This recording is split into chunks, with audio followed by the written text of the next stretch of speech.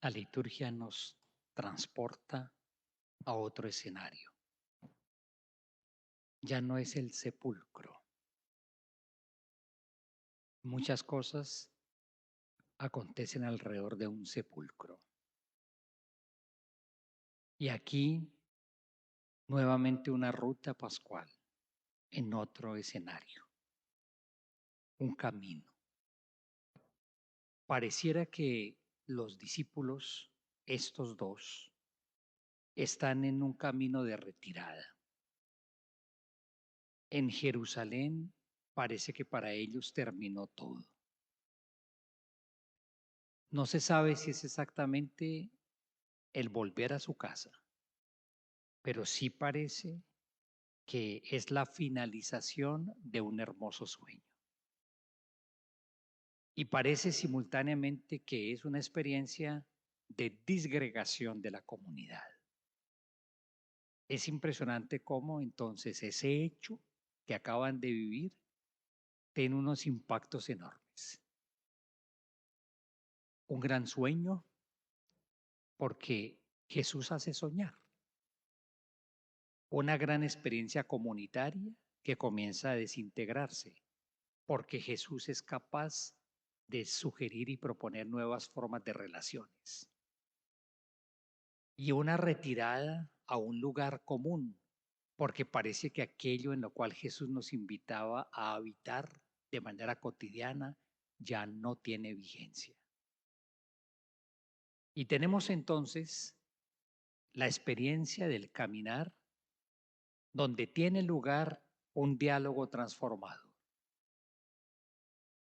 Qué interesante, qué importante es eso. La escena que encontrábamos ayer de María Magdalena que llora incesantemente, es cuestionada por los ángeles por qué estás llorando y es preguntada por Jesús por quién estás llorando. Y ayer entonces veíamos cómo el llanto desesperado que encierra a las personas puede ser superado a través de la ruta del diálogo. Y en el llanto hay que hablar. Y en el llanto hay que dialogar. Pero también en la ruta de la vida hay que hablar y hay que dialogar. Jesús entonces aparece como un caminante. Nuevamente la iniciativa es suya y a él le interesa recorrer las rutas que nosotros recorremos, no otras. Porque sencillamente no le interesa que nosotros andemos en la vida como personas sin rumbo y que andemos en la vida recorriendo rutas que no conducen a ningún lado. Por eso es capaz de meterse en la ruta nuestra. Y más aún, irrumpe en nuestros diálogos. No es un extraño invasor. Irrumpe respetuosamente. Pero también entonces lo que acontece ahí comienza a recobrar un sentido a través de la palabra y a través del diálogo. La conversación de los caminantes que regresan a la aldea de Maús es muy importante. Es la conversación de la desesperanza porque su esperanza de liberación se vio frustrada. Uno puede desengañarse de una persona por muchas cosas. Puede ser por tonterías y banalidades y es posible que una relación se rompa simplemente por tonterías. O uno puede desengañarse por grandes sueños vitales que fueron frustrados. Y aquí se trata efectivamente de la gran esperanza porque nosotros esperábamos. Y es una esperanza frustrada, lo cual inmediatamente nos pone a nosotros en una ruta de conversación y en una ruta también de revisión. En el fondo, nosotros, ¿qué esperamos de Jesús? ¿Qué esperamos? Ellos también esperaban. Y nosotros cuando decimos que nos interesa Jesús es porque ¿qué esperamos obtener de Él? Algo. El diálogo con Jesús depura las esperanzas, porque parece que hay esperanzas desacertadas en Jesús. Desacertadas porque nos conducen por una falsa relación con Él y porque sencillamente también terminan empobreciendo la riqueza de la persona de Jesús y lo volvemos lo que uno quiera, un solucionador de problemas diarios. El que me va a hacer imposible lo que es imposible, pero por la imposibilidad de muchas situaciones en las cuales yo mismo me meto que son absurdas. ¿Qué esperamos de Jesús? Y no solamente eso, sino cómo esperamos que Él lo vaya a realizar. Porque es que muchas veces incluso nuestra oración a Jesús está acompañada por eso, que hasta uno le dice cómo tiene que hacerlo. Porque yo espero de ti esto y ojalá por acá y por acá.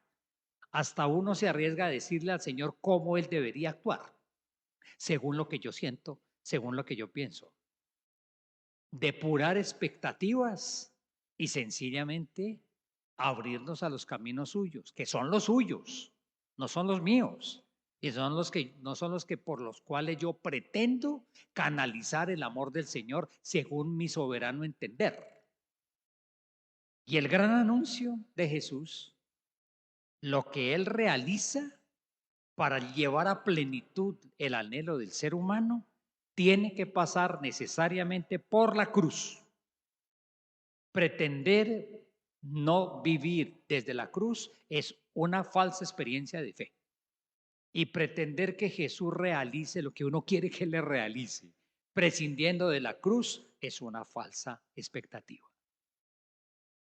El poder siempre se reviste de fragilidad. ¿Cuál poder? El del Señor. El poder de los poderosos no. El poder de los poderosos se reviste de fuerza, armamentos y todos los que uno quiera. Plata toda la que uno quiera porque eso indica que el control lo tengo yo. El poder del Señor siempre se reviste de fragilidad. Y la persona que no esté dispuesta a vivir la experiencia de leer en la fragilidad los signos del poder del Señor, muy posiblemente se puede desengañar. Tiene que pasar por la cruz, porque es que la obra de Jesús es la comunicación de un amor total, de un amor absoluto, y es la comunicación de la verdad. Y esos dos poderes, el amor total absoluto y la verdad, son capaces de desentrañar y de desbaratar todos esos entramados que los seres humanos vivimos y que se concentran en la pasión de Cristo. Injusticia, mentira, envidia, lucha de poder, violencia y muerte. Eso solamente lo desbarata un amor total hasta el extremo y la fuerza de la verdad. Y ese es el camino de Jesús. Y no pretendamos nunca hacer ruta diferente. Es el don de la cruz del Señor como el camino, no simplemente de la expectativa que tenían, una cierta independencia política. Es la liberación de toda la persona en todas las dimensiones. Esa es la obra de Jesús y no es de pequeña monta. Y sin embargo, de nuevo, ustedes y yo, ¿qué esperamos de Jesús? ¿Qué esperamos de Él? Y a qué podemos reducirlo muchas veces al solucionador de problemas inmediatos. Y ojalá al solucionador inmediato de problemas inmediatos para tener yo satisfacción inmediata también. La ruta es otra y lo que Jesús aporta es total. Y es la invitación a depurar las esperanzas que tenemos en Él. Es la invitación para descubrir que la gran luz que es capaz de darle claridad a la desesperanza es la palabra de Dios, no es otra, no es otra. Pero resulta que este camino que estamos recorriendo en el diálogo es un camino que conduce a la mesa. Quédate con nosotros, Señor, que se hace tarde. Sería una petición que tendríamos que repetir, ojalá todos los días de la vida.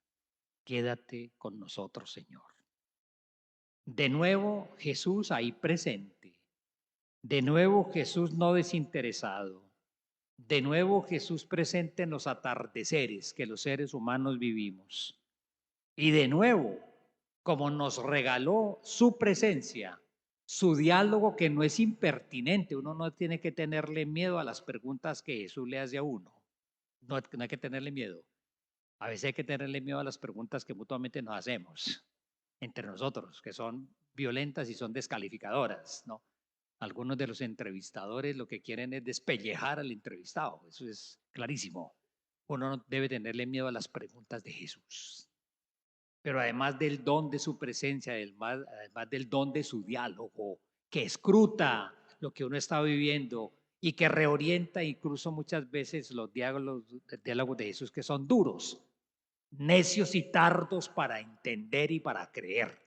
Una fe a su estilo, una fe por su camino, pero no una fe que pase por el don de la vida y el don de la cruz. Ese es el tipo de fe que uno tiene. Uno mismo se fabrica el tipo de fe y uno mismo se fabrica el molde en el cual vive la fe, o es precisamente una ruta abierta por Jesús. Y como Él es donación total, un nuevo don se deja reconocer en el gesto del pan. La mayor manifestación en la cual Jesús es reconocido de manera inconfundible es en la entrega ilimitada de su amor. Ahí es imposible confundir a Jesús. Y esa entrega ilimitada de Jesús realizada en la cruz es también reconocida en el gesto del pan destrozado, partido y compartido como cuerpo suyo para que tengamos vida. Caminos nuestros, caminos de desesperanza, caminos de diálogos, caminos de luz desde la palabra, caminos hacia la gran mesa y desde ahí nuevos caminos. Siempre los seres humanos tenemos la tentación de la decepción derrotista. Depende de qué esperanza pongas tú en el Señor, porque así podrás seguir siendo una persona permanentemente equivocada y frustrada ante la idea de un Dios que te inventaste tú mismo, ante la idea de un Salvador que tú lo inventaste según el tamaño de tus expectativas, sencillamente, pero no de este caminante, oculto en la fragilidad, manifestando la fuerza de su amor revestida de sencillez. Y frente a esa decepción derrotista que siempre nos acechará, presencia, diálogo, don de la palabra que habla de amor entregado, de ofrenda de vida en cruz, que hace arder el corazón, don de la presencia en el gesto del pan, don de una convicción fundamental. El año pasado, en los ejercicios espirituales con el presbiterio de la diócesis, que tuve el honor de acompañar, orientándolo, la última meditación que yo les proponía era esa. Nosotros somos personas que tenemos que movernos por convicciones. Y la gran convicción y la gran certeza es verdad, ha resucitado. Y cuando esa convicción está en mi vida, sencillamente la ruta de mi vida es diferente. Porque con esa convicción uno vive de otra manera. Y ese nuevo camino, con esa convicción en su corazón, se vuelve camino comunitario y se vuelve camino misionero. Una fe que no quiera construir comunidad es sencillamente religiosidad individualista. Una fe que no quiera ser misionera para regalarle al mundo la gran convicción de que el resucitado vive, de que Él le transforma a uno sus desesperanzas. Una fe que no se vuelva anunciadora es sencillamente espiritualidad de autosuperación, espiritualidad de cierta tranquilidad personal, pero si no es misionera para salir a anunciar, pues sencillamente es un empobrecimiento inmenso de la obra que el Señor realiza en nosotros. Qué escenario tan impresionante el de esta ruta que recorren estos discípulos. Se ha dicho con mucha frecuencia, uno de ellos se llamaba Cleofás y otro no tenía ningún nombre. Incluso hay algunos cuadros que lo presentan como una mujer. De pronto la esposa de Cleofás. Pero lo que es interesante es notar que en ese discípulo anónimo o esa discípula anónima estamos todos. Porque a nosotros nos corresponde también recorrer esa interminable ruta, ya no para volver a Emaús, nunca más, sino para irnos a Jerusalén y desde Jerusalén a todos los caminos del mundo con la convicción de que el mundo necesita el anuncio de la Pascua y necesita la luz de la palabra que es capaz de situarnos en la verdadera esperanza de los seres humanos y nos descontamina de tantas falsas esperanzas puestas en el Señor, que por ser fabricadas a la propia medida, terminamos muchas veces incluso queriendo manipular la manera como el Señor mismo quiere actuar en nuestra vida. Palabra y gesto de la fracción del pan, Eucaristía, lo que estamos celebrando hoy, lo que celebramos todos los días del año en nuestros templos parroquiales. La persona que participe diariamente en la Eucaristía vive una experiencia continua de la ruta de Emaús, que le cambia absolutamente todo y que lo vuelve constructor de comunidad y también misionero de evangelio. Tomémonos un momento en oración, interiorizando un poco esta palabra.